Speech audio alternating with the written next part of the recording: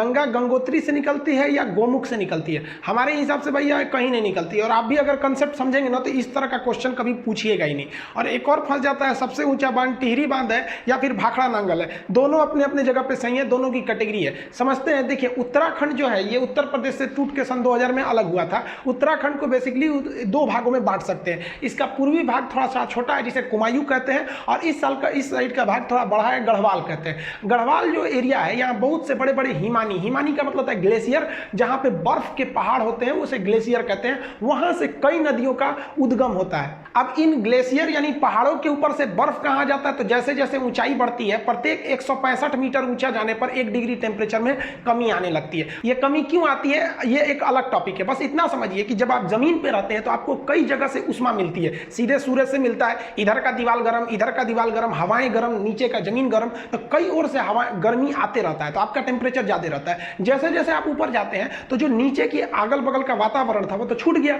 अब केवल आपको सूर्य की गर्मी मिलती है, इसलिए ऊपर जाने पर टेम्परेचर घट जाता है। टेम्परेचर घटने से जो हवा की नमी होती है, जैसे नमी हमेशा हवा में बरकरार रहती है, गर्मी में दिखता नहीं है, ठंडी में दिखता। हम जब सांस छोड़ते हैं ना तो ठंडी में वो नमी दिखने लगती है, गर्मी में नहीं दिखता है। वही नमी इन पहाड़ों से टकरा कर एक बर्फ का स्रोत बना देती है और वही नीचे से पिघलकर नदियों का उद्गम स्रोत बन जाता है। तो नदियों का उद्गम स्रोत पहाड़ी का हिमानी यानी ग्लेशियर होता है। अब जरा ध्यान से समझिए, गंगा इस तरह से निकलती है। ये हम 2 इमेज बनाएंगे, इसमें पूरा जगह नहीं लिखे हैं ताकि कॉम्प्लिकेटेड होगा, आपको समझने में दिक्कत हो जाएगी। जबकि अगर आप दूसरा इमेज देखेंगे तो उसमें हम सारी नदियों का नाम वगैरह लिख दिए, इसको हम आपको स्क्रीनशॉट लेने का टाइम दे देंगे। अब यहां समझिए, सबसे पहला जो एक जगह है उसका नाम है बद्रीनाथ। उस बद्रीनाथ में एक जगह है संतोपत हिमानी।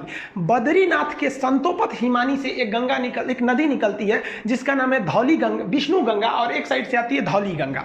तो धौली गंगा और विष्णु गंगा 2 नदियां हैं। ये 2 नदियां आपस में आके मिल जाती है विष्णु प्रयाग में। प्रयाग का मतलब होता है मिलन स्थल। तो विष्णु गंगा और धौली गंगा आके मिलती है विष्णु प्रयाग में, और यहां इनकी गहराइयां बराबर हो जाती हैं लगभग। जब 2 नदियों के मिलने के वक्त में गहराई बराबर हो जाए तो उन नदियों का नाम चेंज कर दिया जाता है। यदि एक की गहराई ज्यादा दूसरी की गहराई कम तो नदी गहरी वाली नदी के नाम से ही नदी आगे बढ़ेगी। तो यहां लगभग गहराई बराबर हो जाती है विष्णु प्रयाग में, तो नाम बदलकर इस रेड वाली नदी का नाम रख दिया जाता है अलकनंदा नदी। यहां से यहां तक ये रेड वाली नदी है अलकनंदा नदी। अब इसको ओवरव्यू में समझिए। अलकनंदा आगे बढ़ती है, आगे जाकर एक नदी आके मिलती है जिसका नाम है नंदाकिनी नदी। मंदाकिनी अलग है और नंदाकिनी अलग है। नंदलाला जो है नंदाकिनी नदी आके मिलती है, तो वो नंदाकिनी नदी कम गहरी है, अलकनंदा ज्यादा है, तो नंदाकिनी यहीं समाप्त हो जाएगी भूगोल के हिसाब से। अब ये भी जगह तो मिलन स्थल हो गया। मिलन स्थल को प्रयाग कहते हैं, चूंकि नंदाकिनी नदी मिली है इसलिए इसे कहते हैं नंद प्रयाग। नंद प्रयाग के बाद नदी और आगे बढ़ती है, तो यहां आगे बढ़ती है तो एक और नदी आके मिलती है पिंडार नदी।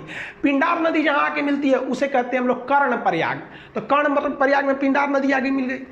अलकनंदा जो है कहती है भाई तुम कम गहरा हो, तुम यहीं खत्म हो जाओ, आगे हम ही बढ़ेंगे। अलकनंदा आगे बढ़ती है तो एक और नदी आके मिल जाती है, वो नदी निकलती है केदारनाथ से। ये वाली निकली थी बद्रीनाथ से। उस नदी का नाम है मंदाकिनी नदी। ये मंदाकिनी नदी आके इसे मिलती है, ये जाके मिल जाती है यहाँ पर। मंदाकिनी कम गहरी, ये ज्यादा गहरी, इसलिए मंदाकिनी यहाँ समाप्त। अब ये मिलन स्थल है, इसका भी नाम प्रयाग रहेगा, तो इसका नाम हो जाता है रुद्र प्रयाग। रुद्र प्रयाग से नदी फिर आगे बढ़ती है, अभी भी अलकनंदा, इस रूट में बहुत गहरी है अलकनंदा। अब यहां से आती है उत्तर काशी जिला से। उत्तर काशी के पास एक जगह है गंगोत्री। अब गंगोत्री के पास एक एक्यूरेट पॉइंट की बात करेंगे तो वो है आपका गोमुख। वहां से एक नदी निकलती है जिसका नाम है भागीरथी नदी। ये भी बहुत बड़ी नदी है। उत्तराखंड के लोग मुख्य रूप से इसी को गंगा मानते हैं, ये वाले साइड को, ये उसकी सहायक समझते हैं। तो भागीरथी निकलती है, तो इस भागीरथी के बीच में एक नदी आके मिल जाती है भिलांगना। छोटी सी नदी है, कहती है भागीरथी चला यहीं पे खत्म हो जा।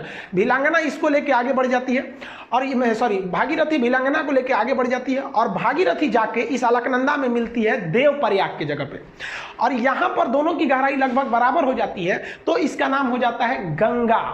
अब आप बताइए, गंगा तो इतनी नदियों से मिल के बना है, अब इसको याद करना बड़ा टफ है, तो उसको तरीका समझिए याद करने का। देखिए, विष्णु भगवान थे, इन्होंने अवतार लिया, तो कृष्ण भगवान का अवतार लिए थे ये। तो बचपन में कृष्ण भगवान का नाम क्या था? यशोदा का नंदलाल। तो विष्णु भगवान क्या बने? नंदलाल बने। और ये जब बचपन में थे, आगे बढ़े, तो ये हमेशा इनके कान में बाली रहता था। आप देखेंगे कृष्ण भगवान कान में बाला पहनते थे, और गले में उसके बाद रुद्राक्ष की माला। तो लाइन से याद रखिएगा, विष्णु भगवान से याद रखेंगे विष्णु प्रयाग, नंदलाला से याद रखिएगा नंद प्रयाग, कान में बाली पहनते थे तो कर्ण प्रयाग, गले में रुद्राक्ष की माला रखते थे तो रुद्र प्रयाग। और जब इतना चीज कर देते थे तो कृष्ण भगवान का जो रूप हो जाता था वो एक देव की रूप हो जाता था और उनकी वाणी देव की वाणी हो जाती थी। अकेले महाभारत निपटा दिए फाइल अकेले, इन्हीं की तो मतलब उपदेशों को गीता में रखा गया है। तो लास्ट में वो किसका रूप ले लिए? देव का रूप ले लिए। यही 5 प्रयाग है जिसे हम पंच प्रयाग कहते हैं, जो हिंदू धर्म के हिसाब से ये पंच प्रयाग घूमना बहुत ही शुभ माना जाता है। उसे अपने जीवन में ये पंच प्रयाग घूमना चाहिए। तो कौन प्रयाग हो गया आपका? विष्णु भगवान से याद रखिएगा, विष्णु प्रयाग, नंद प्रयाग, कर्ण प्रयाग, गले में रुद्राक्षी माला तो रुद्र प्रयाग, और सकल हो गया इनका किस तरह से देव की भांति इनकी रूप हो गई तो देव प्रयाग। यानी 5 प्रयाग को मिला देते हैं पंच प्रयाग। तो सीक्वेंस आपको याद हो गया। अब पिछले स्लाइड पे चलते हैं। यहां देखिए ये वाला प्रयाग कौन सा होगा? विष्णु प्रयाग। विष्णु भगवान नंद लाला के रूप में जन्म लेंगे तो नंद प्रयाग, कान में पहनेंगे तो कर्ण प्रयाग, गले में रुद्राक्षी माला तो रुद्र प्रयाग, और सकल हो जाएगा देव के भांति तो देव प्रयाग। ये नदियां हो गई। अब आप बताइए देव प्रयाग के आगे गंगा बनती है। तो बीपीएससी में क्वेश्चन पूछा था कि ये भागीरथी तथा अलकनंदा का संगम कहां होता है? तो वो होता है आपका देव प्रयाग में। समझ आ गया? अब इसको एक बार दोबारा समझते हैं। संतोपत है, हिमानी है बहुत बड़ा, वहां से निकलती है धौली गंगा, विष्णु गंगा। कहां मिलेगी? विष्णु प्रयाग में। नदी का नाम हो जाएगा अलकनंदा। अगली नदी नंद प्रयाग, नदी का नाम रहेगा नंदाकनी और जगह का नाम हो जाएगा नंद प्रयाग। इसे भी अलकनंदा लेके आगे बढ़ेगी और अलकनंदा में आगे जाके मिलेगी पिंडार नदी। अब की जगह कौन हो जाएगा? कर्ण प्रयाग। अलकनंदा फिर आगे बढ़ेगी, मंदाकिनी को ले जाएगी अपने साथ, मंदाकिनी को ले आके मिलाएगी तो हो जाएगा रुद्र प्रयाग। गले में रुद्राक्षी माला हो गई। अब कृष्ण भगवान के पास यही सब तो चीजें थी। अब देव का रूप ले लेंगे। यहाँ पे भागीरथी आएगी अपने साथ भिलांगना को मिलाते हुए और मिल जाएगी देव प्रयाग में, और यहां से बन जाएगी गंगा। तो देखिए गंगा तो भाई साहब निकलती ही नहीं है, गंगा नदी बनती है इतनी नदियों से मिलकर। तो अगर आप ग्रुप डी खलासी चपरासी गैंगमैन सफाई कर्मी का एग्जाम देते हैं तो गंगा कहां से निकलती है? तो मान दीजिएगा भाई साहब उत्तर काशी जिला के गंगोत्री के समीप गोमुख से। लेकिन अगर आप बड़े एग्जाम को देते हैं कमीशन लेवल का, पीसीएस यूपीएससी लेवल का, तो इतने छोटे लेवल का वो क्वेश्चन नहीं पूछेगा गंगा निकलती कहां से, क्योंकि उसको पता है कि भाई साहब गंगा निकलती नहीं है। गंगा एक बहुत बड़ा नदियों का एक पैटर्न है, ड्रेनेज पैटर्न है जिसे समझना पड़ेगा। इसमें हम इन नदियों को लिख दिए हैं। यहाँ पे जो घेरे हुए हैं ये प्रयाग है, विष्णु प्रयाग, नंद प्रयाग, कर्ण प्रयाग, रुद्र प्रयाग, देव प्रयाग, और ये नदियों का नाम लिखे हैं। एप्लीकेशन में जब इसी को पढ़ाएंगे तो इसमें हम आपको याद, क्लास में जैसे याद करा देते थे उसको याद करा देंगे। आप यूट्यूब पे याद थोड़े कराएंगे बैठा के आपको, और इसका पीडीएफ और नक्शा में हम आपको इसको भरवाते थे। याद करिए जब उत्तराखंड का नक्शा मतलब मैप के क्लास में पढ़ाते थे तो ये तो पूरा चीज आपको बता देते थे। अब इसमें 2-3 चीजें अलग से आप जान लीजिए। भिलांगना नदी जैसे आके भागीरथी से मिलती है तो इसके संगम के समीप ही बनाया गया है टिहरी बांध।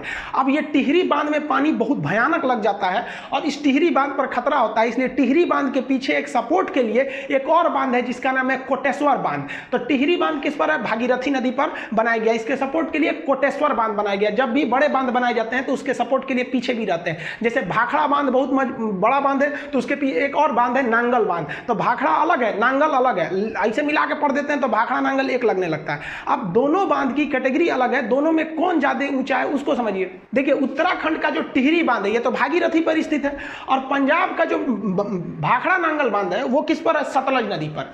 अब दोनों बांध की कैटेगरी अलग अलग है। ये बांध 260 मीटर है ऊंचा, कहीं कहीं आपको 255 देगा, तो 260 मीटर ऊंचा है तो ये जेन्युइन ऊंचा है।